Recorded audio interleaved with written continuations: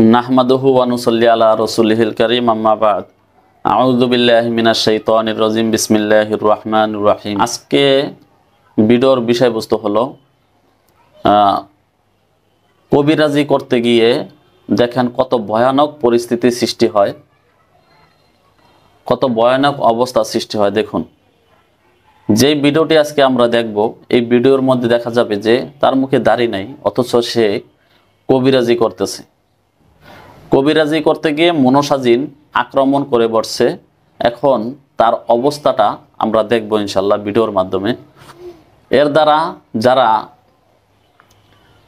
যারা নতুন করে কবিরাজি করার চেষ্টা করতেছেন এবং করার জন্য নিয়ত করছেন, সবাইকে সাবধান করতেছি এবং ভিডিওটি দেখুন মনোযোগ সহকারে। ভয়ানক পরিস্থিতি, আসলে এই জিনটিকে কন্ট্রোল করাও সাধ্যের বাইরে। সম্মানিত বন্ধুগণ, একটি জরুরি এলান দিতে চাই আপনাদেরকে। এই ধরনের কোনো যদি সমস্যা থাকে যে যার উপরে জিন এমনভাবে সর হয়েছে কোনো কবিরাজ বন্দি করতে পারে না, অথবা রক্তের সাথে মিশে গেছে, এই ধরনের যদি কোনো রোগী থাকেন, আমাদের হোয়াটসঅ্যাপ নাম্বার আছে, এই নাম্বারে যোগাযোগ করবেন, আপনাদের নাম ঠিকানা পাঠাবেন।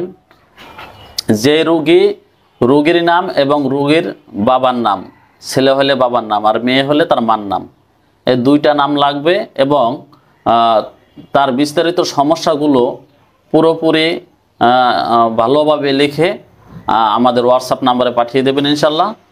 এই বিষয়ে রুকিয়া করব, তারপর আপনি যদি চিকিৎসা নেন, এই চিকিৎসার বিষয়ে আপনাকে জানানো হবে, সময় এবং তারিখ আপনাদেরকে জানানো হবে ইনশাআল্লাহ।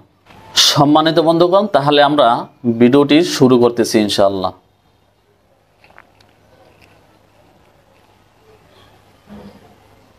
কেন আসছো?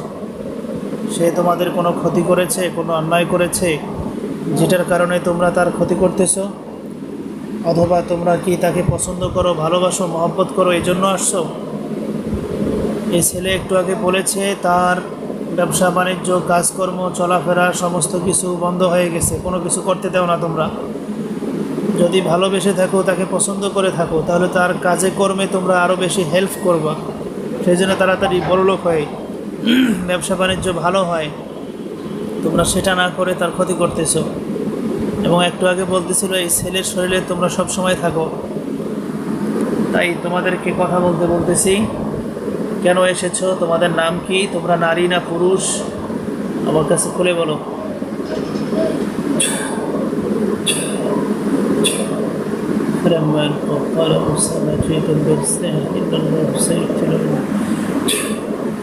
আপনি কাউকে দেখতে পাচ্ছেন চোখ বন্ধ অবস্থায়? এই মুহূর্তে আপনার চোখগুলো কি লাফায়, মিটমিট করে, খুলে যেতে চায়? চোখটা লাফাচ্ছে, মাথা শরীর ভার হয়ে যাচ্ছে? এই মুহূর্তে আপনার খারাপ লাগতেছে? এখন জিনগুলো কোথায় আছে আপনার বুঝতে পারতেছেন? আমার শরীরে আছে। আপনার শরীরে আছে? শরীরে কোন জায়গায় আছে? আমি বেশি অনুভূতিটা পাই, ধরেন পেটে বেশি লড়াচড়া করে, পেটে আর কান দুটা মানুষের মানে সেটা যেরকম লড়াইলে যেরকম হয়। ওরা কি আপনার কথা শোনে? আমি তো এখন চেক করলাম, ঝাড়ফুঁক করলাম, তাদেরকে হাজির করে কথা বলার জন্য চালান দিলাম, তাদেরকে তো খুঁজে পাচ্ছি না। আপনি ডাক দেন দেখি, কথা বলতে বলেন দেখি। শঙ্করানী,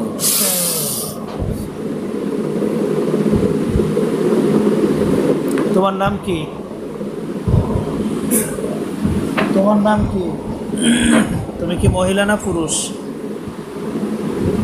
হ্যাঁ, এই যে সাপের মতো করতেছো, তুমি কি সাপ, মনসা? তুমি কোথা থেকে আসছো বলো তো?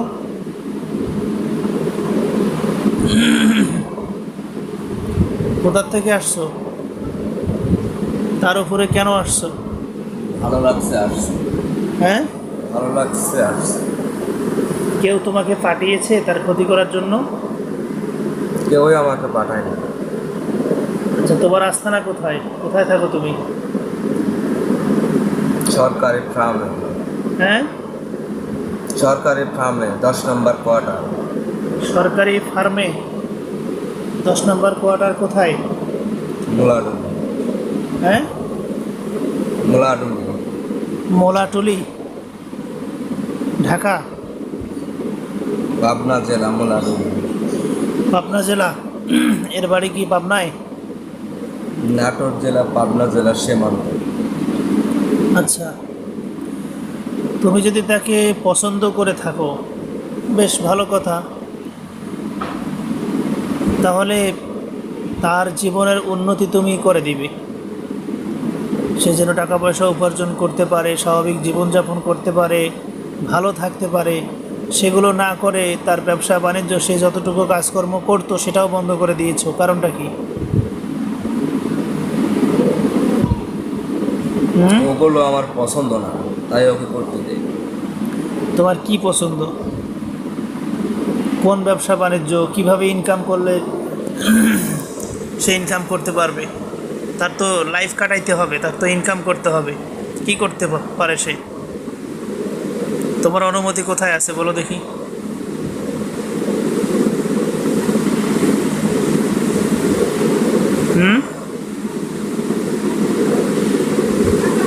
তাকে ইনকাম করতে হবে কেন? যেহেতু তুমি ভালোবাসো, তুমি তাকে টাকা পয়সা দাও, তার জীবনের সমস্ত প্রয়োজন তুমি মিটাও। ফকিন্নি, তোমার কি কোনো টাকা পয়সা নাই? আছে। তো দাও, তাকে দাও, সেটা দিয়ে সে চলুক। ওকে যে নিরামিষ খাইতে হবে। নিরামিষ? নিরামিষ খাওয়ার সাথে টাকা পয়সার কি সম্পর্ক? আছে, ওটা আমলের সাথে সম্পর্ক আছে। আসলে জিনদের কোনো টাকা পয়সা থাকে না, আর জিনেরা মানুষদেরকে কোনো টাকা পয়সা দিতেও পারে না। সে কি হিন্দু যে নিরামিষ নিরামিষ খাবে? ওগুলো আপনি বুঝবেন না। আমি বুঝবো না? আমি তোমাদের মতো হাজার হাজার জিনকে সাইজ করি আর আমি বুঝবো না? তাহলে সাইজ করেন, আমি চলে গেলাম।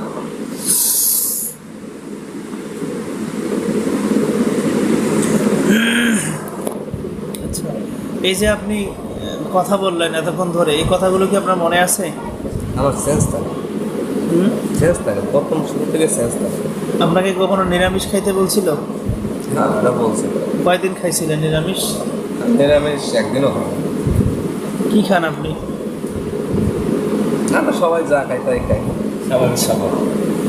আচ্ছা, আপনি কাজকর্মে গেলে কি সমস্যা হয় আপনার? আমি কাজ কামে গেলে যেমন ধরেন ধৈর্যের কাজ করি, তো আমার মানে অলস বানায়। ধরেন আমরা একসঙ্গে হয়তো 4-5 জন কাজ করতেছি, একজন সিলাসে 50টা, আমার ধরেন 20টা সেলাই করার জন্য, মানে 30টাই আমার কাজ খুব স্লো করে দেয়। স্লো করি। আর আমার মনটা স্থির থাকে, এমনি রাস্তাঘাটে চলাফেরা এদিকে কোনো সমস্যা নেই। আর আমি কিছু ঝাড়ফুঁকাও করি, কিন্তু এই কাজগুলো কী করে, হয়তো একজনের মাথা ব্যথা হয়েছে, হয়তো আমি একটা ঝাড়া দিচ্ছি, মানে নষ্ট করে দিচ্ছি। আর আগে তো আমার হাত দিয়ে আমি চড়াবো, এটাই ভাই বলতেছে আমাকে একটা মাথা ধরতে। আপনি তো মাঝে কবিরাজি করছেন নাকি? কবিরাজি করছেন, ঝাড়ফুঁক করছেন, গাছ না ওষুধের ব্যবসা করছেন, গাছের চিকিৎসাটাই করেছি। এত কিছু করার পরেও আপনি নিজেকে নিজে কন্ট্রোল করতে পারেন না, এটা কেমন হলো? ঘটনা হলো, এই সমস্ত কাজে গেলে তো আসলে কিছু শরীর বন্ধেরও প্রয়োজন আছে, একটা সেফটির প্রয়োজন আছে, প্রত্যেকটা জিনিসের একটা সেফটি আছে। সেটা সেটা না, সেটা যদি না পারেন আপনি, কারোর কাছ থেকে পাই না, এবং কোনো ওস্তাদ আমাকে দেয় না। সেটা না পারলে আপনি এই কাজ করতে গেলেন কেন? সেটা তো ধরেন আপনার কাছে ধরেন না আসছি, কথাই বলছি যে আপনি একজন ওস্তাদ, আপনার কাছে আমি আসছি, এখন আপনি আমাকে কিছুই দেন না সেফটির জন্য। আপনি এর আগে কয়জনের কাছে গিয়েছিলেন ওস্তাদের কাছে? আমি এমনি শেখার জন্য অনেকজনের কাছে গেছি, আর তাড়ানোর জন্য যাব তাও 12-13 জনের কাছে গেছি। আর যেখানে গেছি যে যেখানকার মানে নাম করা, নাম ডাক অনেক, যত জায়গায় গেছে কেউ হাজির করতে পারে না। কে হাজির করতে পারে না? মানে ডাকে গায়ে যে হাজির করে মানে কথা বলবে। আপনার শরীরে হাজির করা? হ্যাঁ, আপনার কথা বলি নাই তো, আপনি কতজনের চিকিৎসা করেছেন, কতজনের তদবির করেছেন, কতজন আপনার তদবির নিয়ে ভালো হয়েছে, আর আপনি এগুলো করতে গেছেন। আগে তো আপনাকে নিজেকে ঠিক রাখতে হবে। যেমন আমি তদবির করি, আমার সেফটির জন্য কিন্তু আমি কাজ করি।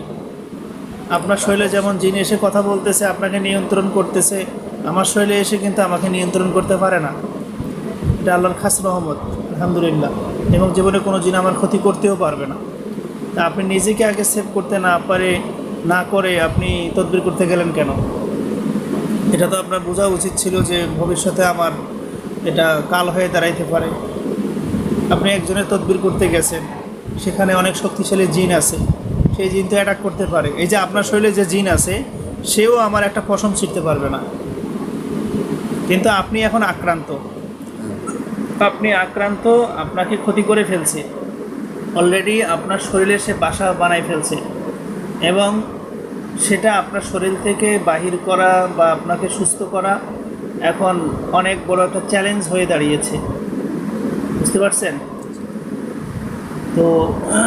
এখন এটা তো বললেই, মুখের কথা বললেই তো হবে না, অনেক বিষয় আছে। এখন আপনাকে যদি আমরা ট্রিটমেন্ট করি, তাহলে আমাদের দুইটা থিওরি আছে, আপনাকে বলি। প্রথম কথা হচ্ছে, আমি যখন আপনাকে চেক করেছি, আমি যখন আপনাকে ফু দিলাম, চালান দিলাম, তখন কিন্তু আপনার উপরে কোনো প্রবলেম আমি পাই নাই। বুঝতে পারছেন? মানে আমরা যখন ফু দেই, কাজ করি, ঝাড়ফুঁক করি, তখন আমাদের ফুয়ের মাধ্যমেই এরা বন্দী হয়ে শরীরে এসে হাজির হবে, কথা বলবে, দেখা দিবে, এবং আমরা তদবির করব। সেটা কিন্তু আপনার ক্ষেত্রে হয় নাই। তার মানে আমার পরীক্ষায় ধরা পড়তেছে আপনি সুস্থ আছেন, আপনার কোনো প্রবলেম নাই। এক। দ্বিতীয়ত কথা, এ ভাই বলতেছিল যে আপনি নিজে ডাক দিলে জিন চলে আসবে। সেটা জানার জন্যই আমি আপনাকে বলেছি ঠিক আছে ডাক দেন।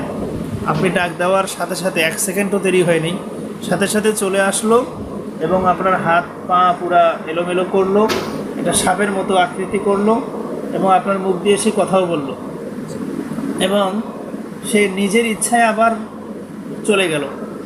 আমি ধরেও রাখতে পারলাম না। তো তার মানে হচ্ছে যে এখানে যদি আমি বলি, সত্যিই যদি আপনার সমস্যা থেকে থাকে, তাহলে আপনার বডিটাকে এমনভাবে সে কন্ট্রোল করে ফেলছে যে এখন রিমোট তার হাতে। আমি চাইলেই আমি আপনাকে কন্ট্রোল করতে পারতেছি না, বা ওই জিনকে কন্ট্রোল করতে পারতেছি না। এটা একটা হতে পারে। দ্বিতীয়ত হচ্ছে আপনি অভিনয় করতেছেন, যে আপনি নিজের থেকে এরকম করলেন, নিজের থেকেই চলে গেল। হ্যাঁ, মনে হইলো বুঝি জিন আছে, কিন্তু আসলে কিছুই নাই। এটাও হতে পারে। এখন যেটাই হোক, আপনি ভুক্তভোগী। আপনি তো আর এখানে এমনি আসেন নাই, কষ্ট পাওয়ার কারণেই আসছেন। এর আগে আর কোনো হুজুর কবিরাজের কাছে গেছেন?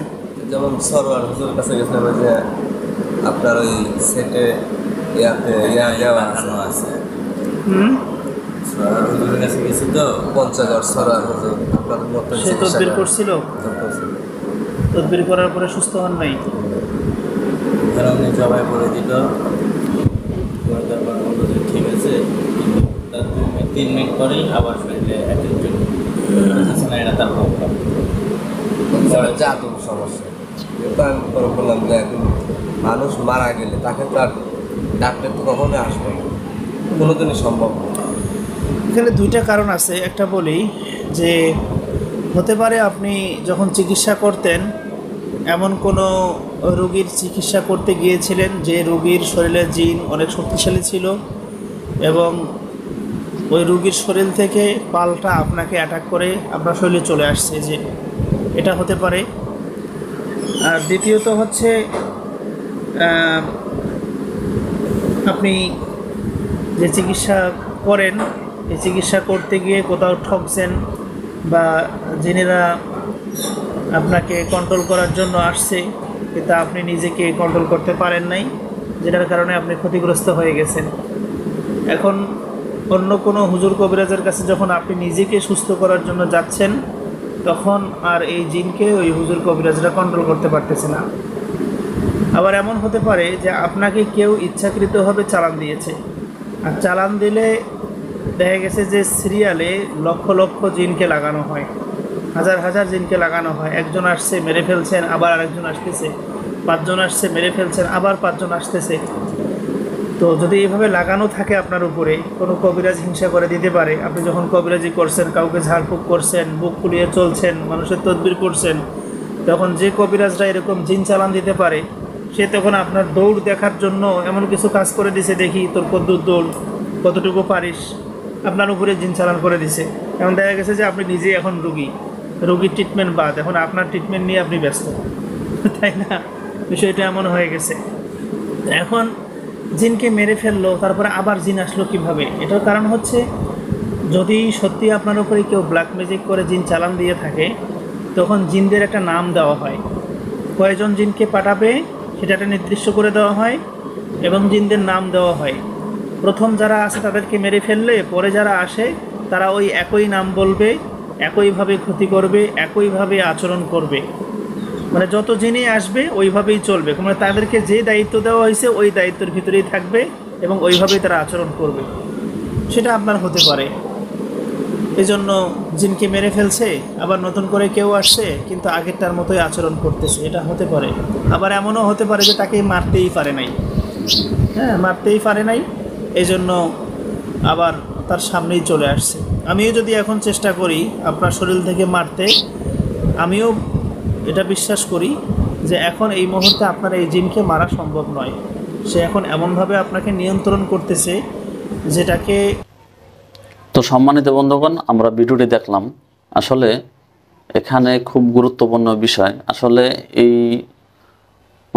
যে বিষয়টা দেখলাম, আসলে এরকম আমার বেলায়ও হয়েছে যে জিনকে হাজির করার পরে তাকে বন্দি করার চেষ্টা করলাম, কিন্তু বন্দি হয় নাই। ওর ইচ্ছা মতন আসে আবার যায়। তো আল্লাহ রহমতে ওই রোগী পুরোপুরি সুস্থ, ট্রিটমেন্ট দেওয়ার পরে, চিকিৎসা দেওয়ার পরে পুরোপুরি সুস্থ। মেইন বিষয়টা হলো, আসলে কিছু জিন থাকে তাদের কন্ট্রোল করা সম্ভব হয় না, কারণ তারা ওই রোগীকে এমনভাবে কন্ট্রোল করে ফেলছে যে অন্য কবিরাজ চাইলেও তাকে কন্ট্রোল করতে পারে না। তো এইরকম সমস্যা থাকে। আর এই সমস্ত সমস্যার চিকিৎসাও ইনশাল্লাহ আমি দিছি পরিপূর্ণ সুস্থতা। সে এখন পরিপূর্ণ সুস্থ আছে। তো বিষয়টা হলো, এরকম হয় অনেক সময় কবিরাজও ফেল করে ফেলে। যদি এই ধরনের কোনো সমস্যা থাকে, কারো যদি এই ধরনের সমস্যা হয়, তাহলে আমাদের হোয়াটসঅ্যাপে যোগাযোগ করবেন, আপনার সমস্যা পরিপূর্ণভাবে ইনশাআল্লাহ সমাধান হয়ে যাবে। আশা করি সবাই বুঝতে পারছেন। আর যারা নতুন করে কবিরাজি করার জন্য নিয়ত করছেন, তারা একটু সাবধান থাকবেন। আসলে এই সমস্ত কাজ এত সহজ না, চাইলেই করা সম্ভব না।